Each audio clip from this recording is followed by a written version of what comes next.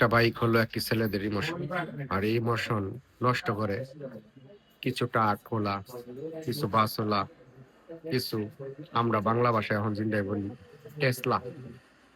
এই টেসলা এরা আমাদের বাইক যারা ভালোবাসি, বাইক যারা চালায়, তাদের বাইকের প্রতি কতটা ভালোবাসা তারা কিন্তু বুঝে না। তারা বুঝে যে বাইক হইলো একটা সাপ্রি বাইক। যারা বাইক চালায় তারা সাপ্রি রাইডার। এরকম ভাবেই আমাদেরকে গালি দেয়। কিন্তু একটা বাইক একটা ছেলেদের কতটা একটা ইমোশনের জায়গা কেড়ে নিয়েছে। এটা আসলেও তারা বোঝে না। এই যে একটি বাইক এক ভাইয়ের তাকে মেরে দিয়েছে। মেরে দিয়ে তাও সেও দুঃখ পাইছে। তার গাড়িটাকেও একদম তছনছ করে দিয়েছে। কিন্তু এই বেদনাটা যার বাইক সেই বুঝবে যে তার বাইকটা হঠাৎ দেখার পর তার কিরকম লাগে। খুবই খারাপ লাগে। বাইকের প্রতি ভালোবাসা সারা জীবন থাকবে।